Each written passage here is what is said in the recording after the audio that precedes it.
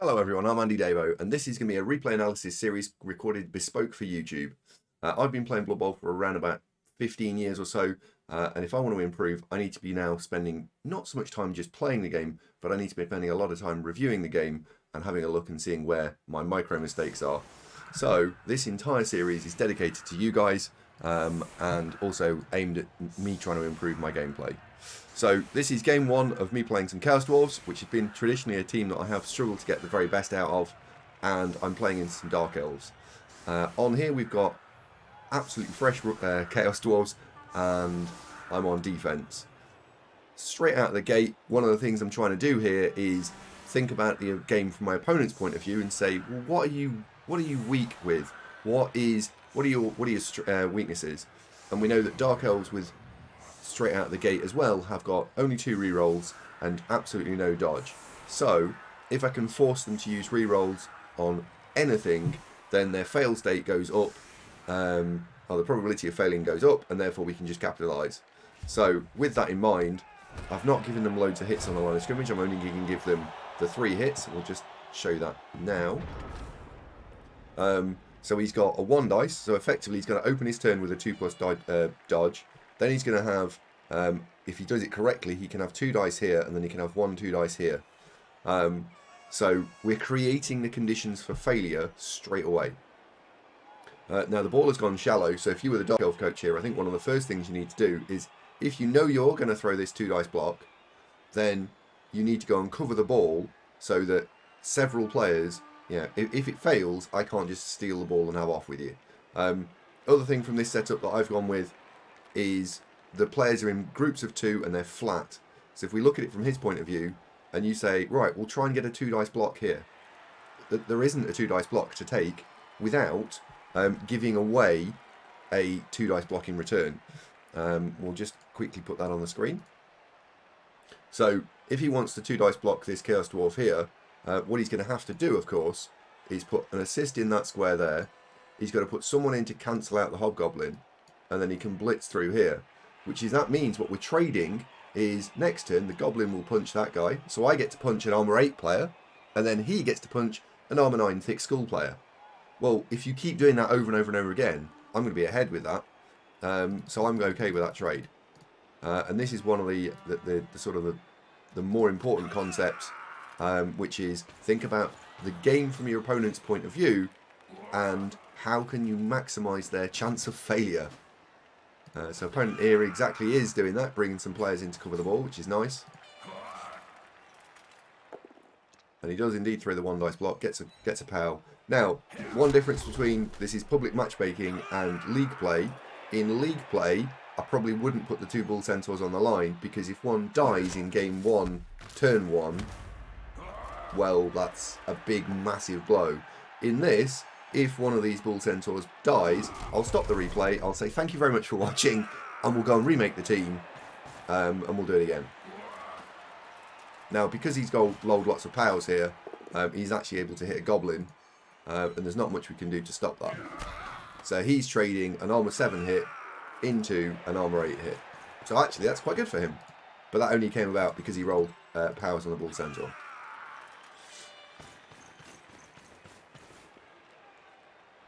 And this is looking, I wouldn't say problematic, but the Dark Elves are looking like they're going to set up to score slowly.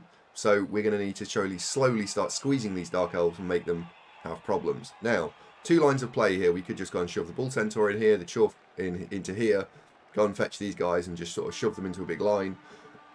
And then we could put some more people in the faces of these guys. But I think if you start putting Goblins in there, he will start taking 1 dice blocks. So we're much better off standing that guy up, taking the 2 dice here, and then blitzing with block into something else. Now the POW there lets me unlock here and blitz here, which I hope I do.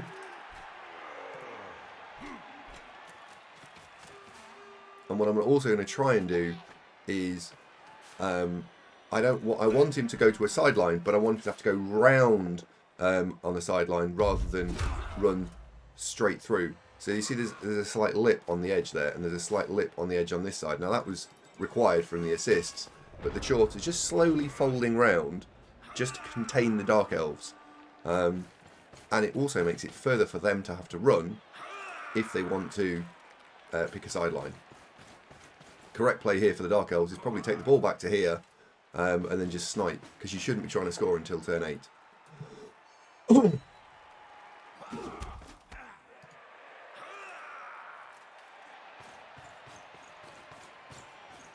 Oh dear. Oh dear. That is going to be a problem for him in later turns. Something I'm looking at right now, as soon as you've got this, if we can fill that square in, we've got a 2 dice blind. Oh, let's see. I think there's a surf on here. Let's see. Yeah, there's a surf on here.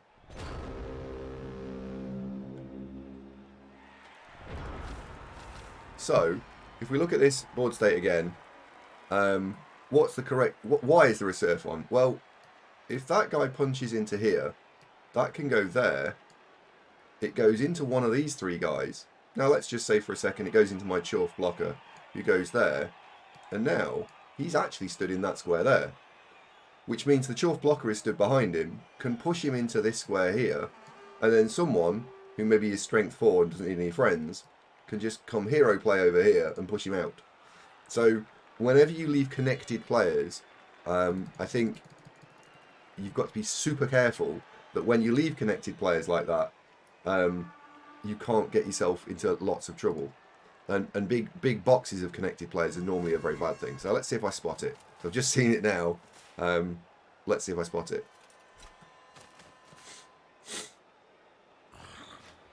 Now there's an argument, do you send the Bull Centaur into that gap or do you send the Goblin? I probably have seen this actually. I think you need the Bull Centaur for this surf. So it should be Dwarf blocker into that player. I've seen it. Right, now you need to just clear this.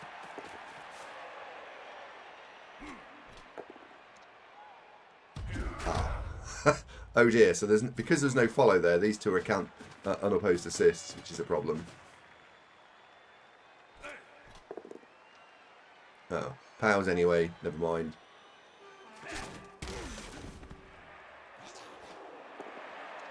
You block that way and then you have to block that way, because you've got 3 assists here and you've got 2 assists there, so you get to block there.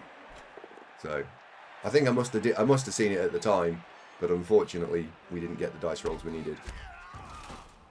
Never mind.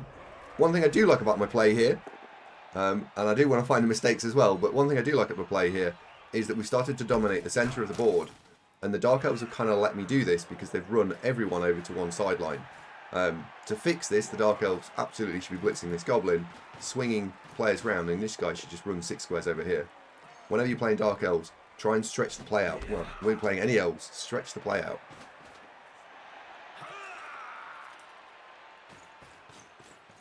Because the wider the play, the more holes there'll be in their opponent's play, or in this case, my play.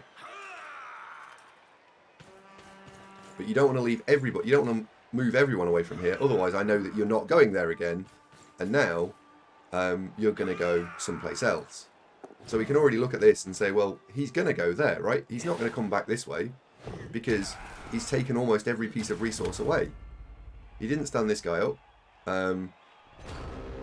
Yeah, and I don't think you would stand it up. You just stand it up and dodge it. So we know that we need to go and put more pressure on. I don't want him to run into the empty space, so that first move makes a lot of sense.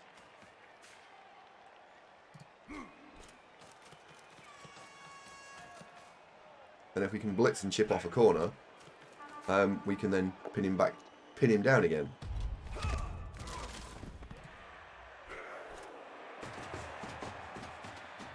Can't stand there because otherwise it's too easy to just remove people. So again, this is just pressure the players, pressure the ball, and let's see if we can force a mistake, because he's still sat on 2 rerolls, which is not ideal.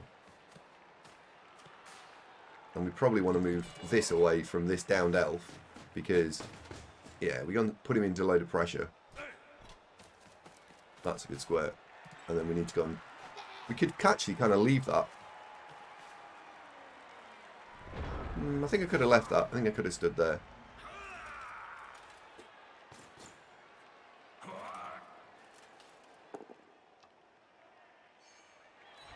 She's fighting without the ball being safe.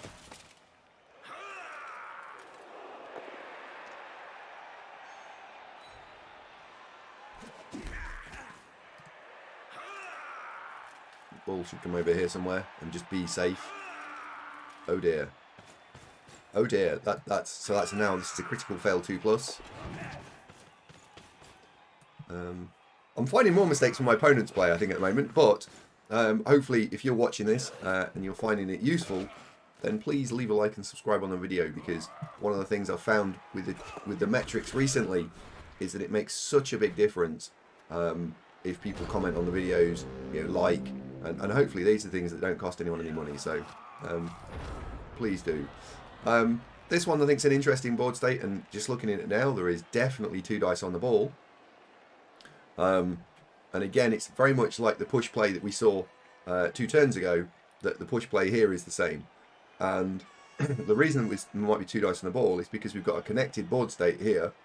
So that could push into that, which could push it there.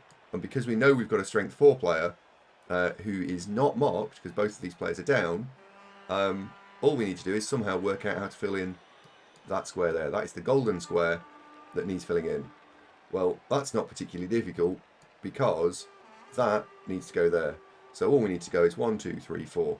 Take this chuff, run it around the side, push into there. That creates a box for us to play with, and then the bull centaur blitzes, blocks there, and you've got the chain push. Everything else after that is sorted.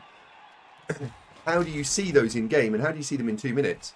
I think what I choose to do is I say, well, what needs to be true, right? So I want to do this action. What needs to be true? Ah, well, that square needs to be filled in. Okay, how do I do that?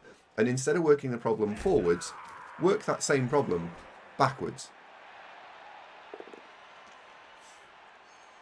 And that's how I find them more quickly. So now we've found that. Sadly, we've used the reroll, so there's no reroll on the blitz. And there's also no reroll on anything else. So this is a case of just jam things in and see what happens. It would be really nice to not have to move the goblins here, the hobgoblins, but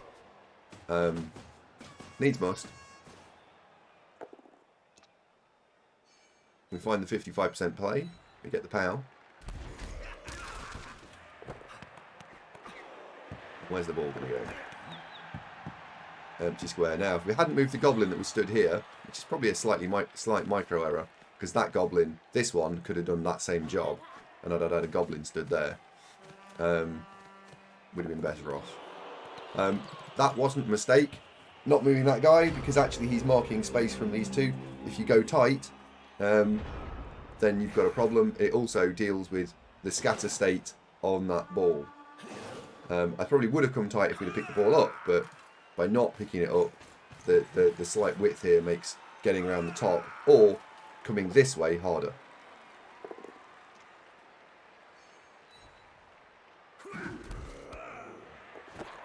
Oh, wow. Although, it's 1 dice. So, already what I'm now thinking about looking at this now, and probably what I should have been thinking about in the game, is, oh my god, we've got a based goblin. How can I get this guy out? 2 ways. 1, we just block off, and 2, we can blitz things off. So, we can blitz out. So, simple play just to try and escape now. Bring this guy back down here, blitz there, roll a POW, get out. Right? That's definitely something that I could do right now. Straight out of the gate. The problem is I won't play that play. I know I won't take that play. Because what the fail state of not rolling the POW is awful. So I will look for something smarter. That's probably a flaw in my actual gameplay, because I don't think there is anything smarter in this. So I should see it, ignore it, look for something smarter, go there isn't, come back to it. I'm never going to get a T-shape here, right? There's never going to be a T-shape here, because that's not going to get filled in. Because that means you've got an open turn with well, you're not going to free both ball centaurs up, are you? This one's based with 3 different players. This one's based with 3 different players. So there's no way I'm filling that square in. That's a 1 dice. I'll reject that because it's too risky. We could block here, and maybe we could run the goblin round the side, and we could blitz here. But then I've still got that same 3+. So really, I think the play here, the play really is straight out the gate, move that gear, blitz there, see what happens. Right, and because if you roll a POW, then they've still got all the rest of the people to move. If you don't roll a POW, then don't. And then you just defend it.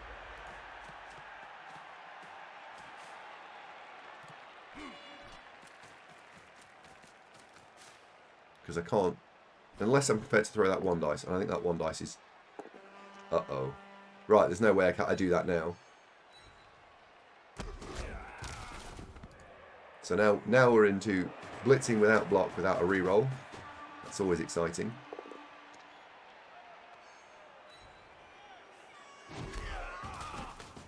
Should have pushed there. That's a mistake. Because look what happened now. I've just based this. That micro mistake there. Didn't see that until just now.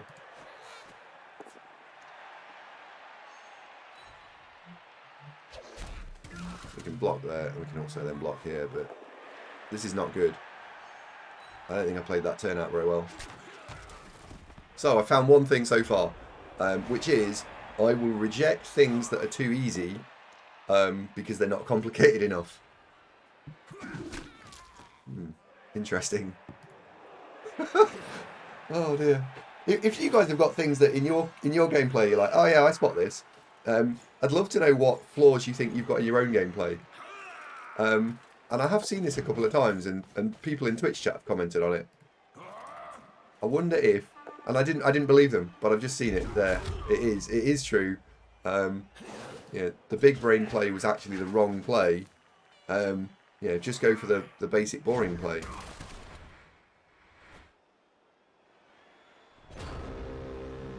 Same problem here. How are we going to escape with this? Bring this Dwarf over, throw that 2 dice. Probably blitz this actually. Yeah. Blitz this. Nah, stay. Yeah, blitz this straight away. Get rid of this now. Oh no, what am I up to? Big brain play again. This is going to get me into trouble. Yep.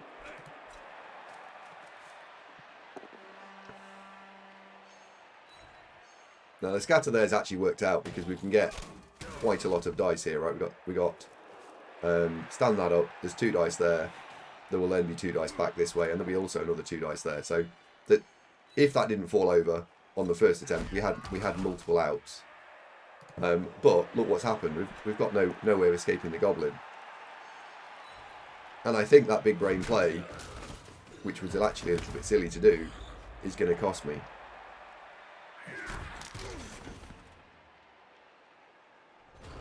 Yeah, this is going to cost me a touchdown, isn't it?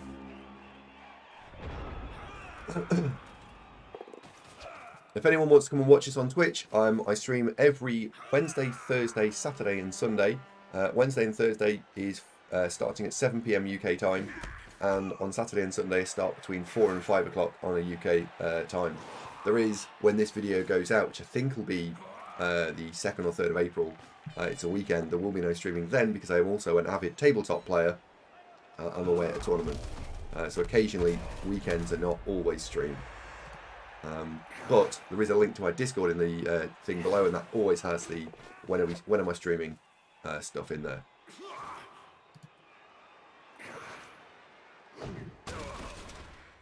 Okay, so straight out the gate now, we know we're going to have to try and pick the ball up with Ball Centaur. That one's stunned. We need to use this one. So the whole turn should now be designed around getting that player there to that ball there. In fact, no, sorry, that's not true. We should be picking the ball up with this guy and trying to get over here. So all the blocks should be, that needs to be a block to push things out of the way. And this Bull Centaur, we need to blitz here. Yeah. we probably want to insert a scoring threat in, so yeah, that's nice. That gives me 2 dice here and gives me an alternate scoring threat. Because if you only put 1 scoring threat in, then fail, your opponent should counter with blitz the scoring threat down, and then you're in big trouble.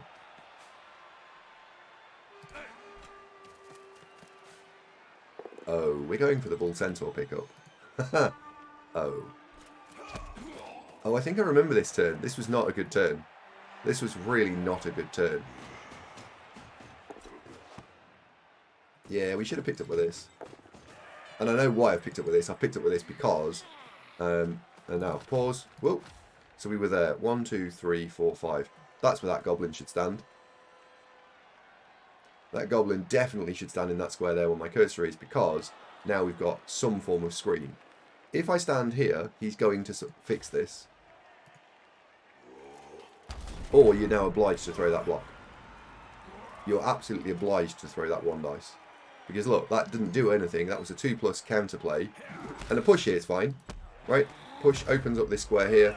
You can get assists in here and here. In fact, you can even dodge through this square. He's got 2 dice on the ball. So that was a complete misplay from me.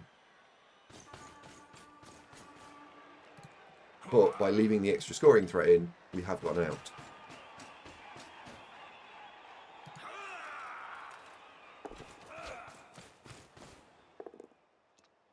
Yeah, we're not scoring on the ball.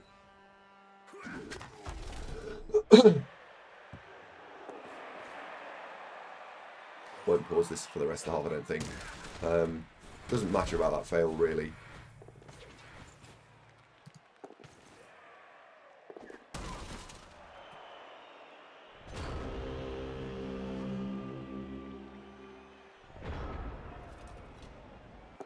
Blitz here, pick the ball up, score. Now with this start that I've gone with, 2 reroll chorfs, I think scoring on a goblin is completely fine in the first couple of turns, because first couple of games, because you then get 2 rerolls and a sure hands player. Oh dear. Now you want the points on the bull centaurs and the blockers, so that's fine. Yeah, I'll score on a bull centaur if I can, but at the same time, I'm not devastated if I have to score on a goblin, so long as it's the same goblin twice.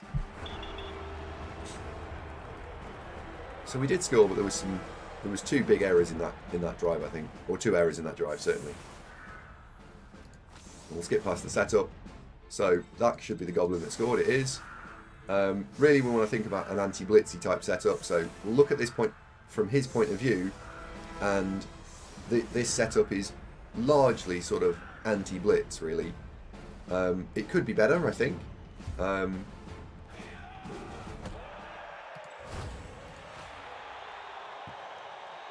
I'm not covering the front corners here.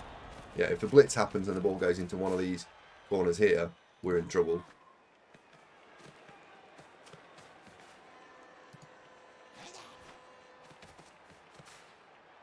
I actually think we should, looking at it from this point of view now, like the bull centaur should be stood here. And we should have bull centaur here, bull centaur here. Because then you've got dual layered screens. Or there certainly should be something here, right? That we need something here and we need something here. Because dual screening means that we can not have to throw a reroll at this. And that player is free. So go and put him over there now. Throwing that block's actually a mistake. Turn ordering slightly out. Put some people here. Yes. Now here, please. Yeah, there we go. So now it's to pick the ball up. We'll switch it back around again. I've got it.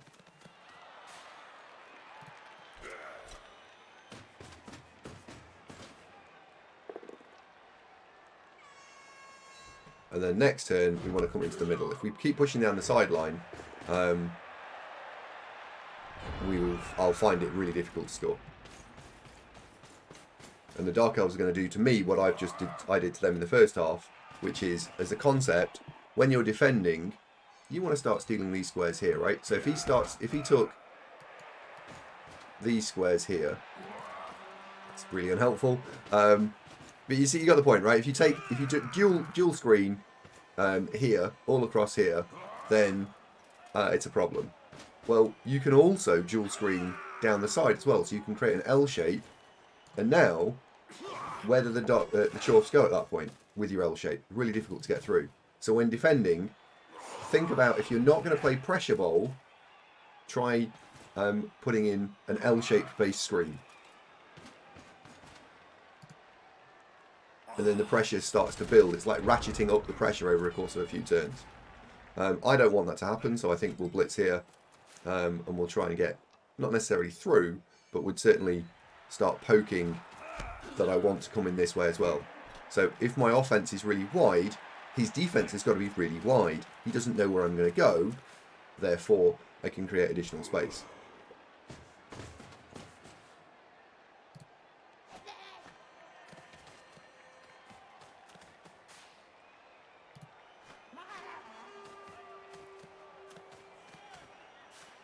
Yeah. So the mistake would be to bring these guys in, because if you bring them in and just create yourself a little blob, then at the moment his defense, this is Wilworth just nailing down, right? His defense has to start out in these sorts of squares here, because I might go that way. I mean, I'm edge 2 and I'm movement 6 with a large swathe of movement 4. Yeah, I'm not the most mobile team in the world, but he's got to respect that I might go left. If, of course, we take the Bull Centaur and the blocker and this blocker and plonk them behind and make a death blob, then his defense only needs to start here or here, which means that those 3 players are just not needed in the wide squares here. They could be around here or here, and there's no way I break through at that point. So it's important to create some width, and I think that's true of all teams. You should blitz from that square so we can push into here.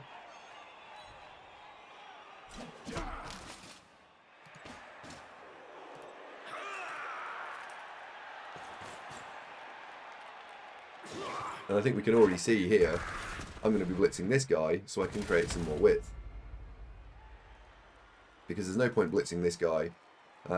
What I could do is the left flank could shove into him, so he's got to do, he's got stuff to do. Yeah. So that's 1, 2, 3, 4. If only they were not quite so painfully slow. So we'll probably take the diagonal. Oh. I think that was... Oh, okay. So what I'm doing here is I'm actually just setting up to threaten that I'm going to go that way without actually going that way. And then I'm really bothered about the 5+ cage dive. Yeah. So that's the stop. I'm winning. I don't need to give away a 5+ cage dive.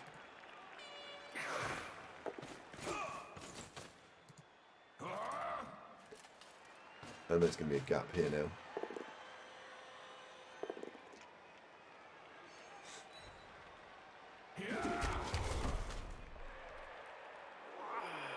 That looks like a turn that ran out of time, so we blitz through here.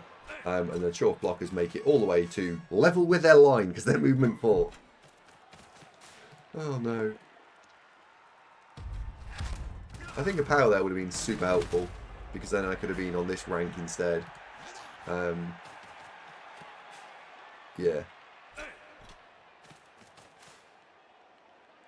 So the blockers have sort of worked their way forward a little bit. This is nowhere near as far forward as I would have wanted. 1, 2, 3, 4, 5, 6, 7, 8, 9. This might actually be worth the time when we send a Bull Centaur forwards. So like maybe here.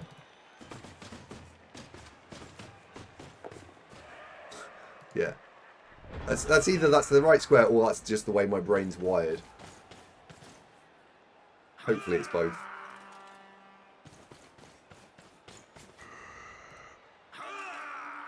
But despite the gaps the Dark Elves are left, see how hard it is to score an offense with Dwarves. This is not straightforward. And I think this is why guard first on Dwarves is a good idea, because then you can start bullying things. If you've got Mighty Blow first, you get bullied, because you can't push into people and create gaps. This turn is already going to be panning out to be a mistake. I could be over here now. Yeah, that'll be the blitz wherever it stands. and we'll be going that way. Oh, right, wow. Okay, so we're just going to go over there. There's loads of yardage over here. This is 2 stacked.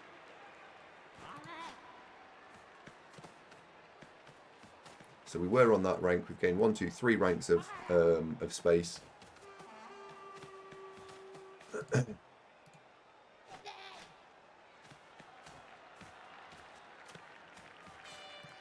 think that's the blitz.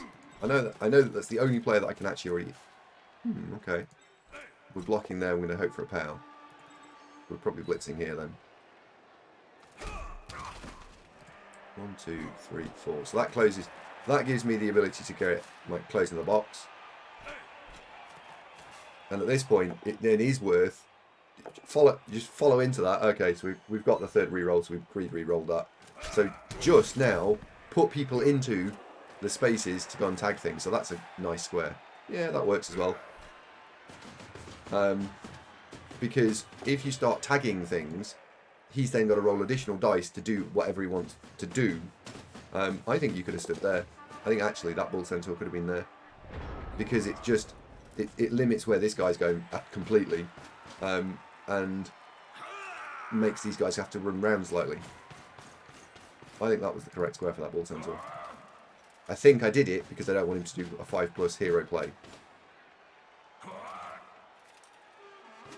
And you can see here already that unless this guy somehow gets over here and this guy follows him, yeah, so this guy has to be 1, 2, 3, 4, 5, 6, 7, 8. You need to close the door. I can continually push down that flank.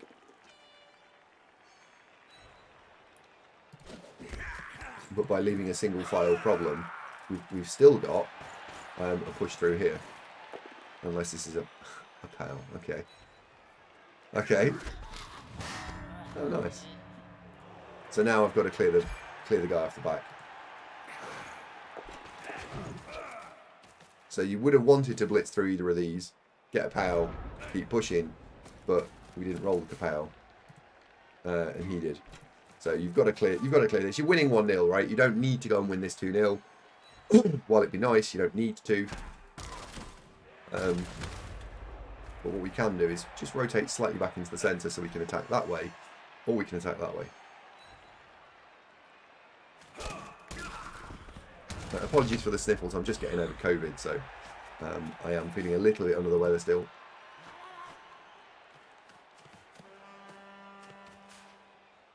I think something just looking at this now, if that ball has got a threat radius of 6 squares that way, 6 squares that way, and 6 squares that way, right? And I know I want to score on him, but having the 2 goblins together means I've got no handoff threat. Not a reliable handoff threat.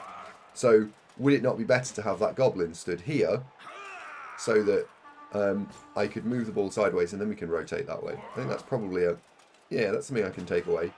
Have the goblins, where possible, split up slightly.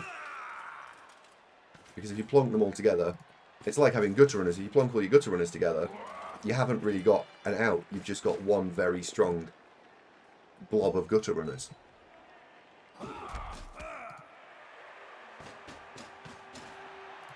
Same problem again from the elves.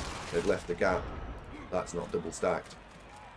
So if I was watching this from the elf perspective, something that they definitely should take away is they're not double screening with their elves. I think that was a mistake. I should have used this guy. Because if that's not a POW, how do you get through here? And I know while I've done it, I looked at that just now and said, well, he's got to go over there. No, the fail state's horrendous. 1, 2, 3. There's some go for it's in this turn. 2, 3, 4, 5.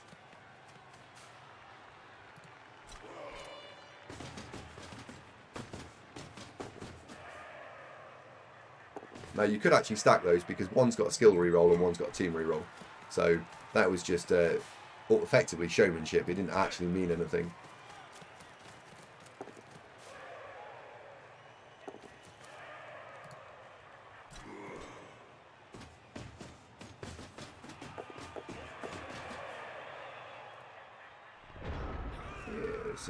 I'm threatening to score literally along the edge of the pitch. I think that guy actually moving forward while it protected the goblin has left me with a slight problem.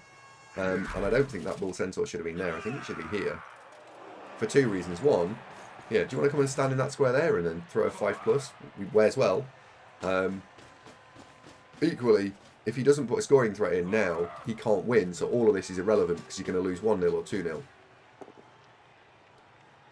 And I think these elves are too far back.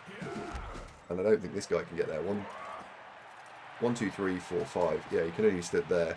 That's from a movement 7 one turn. That's move 6. Not enough. So we know we've won. So, right, we'll wrap this one up because I'm pretty sure at this point we know we've won, and it's a fairly straightforward case of just blitzing that blitzer on the far right.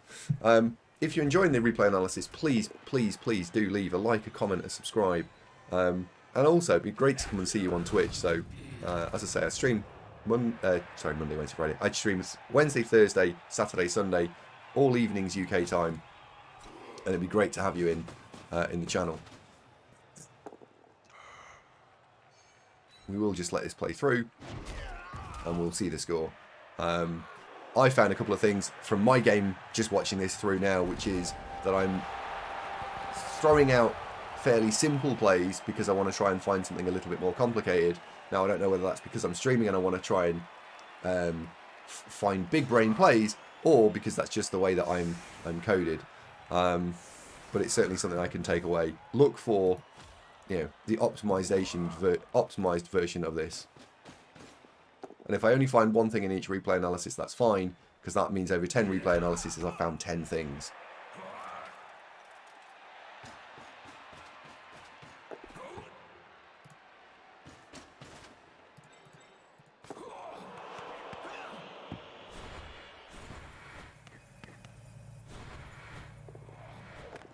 Gets the vanity pass on the blitzer, which is nice. So if you were going to keep this team, then you can do.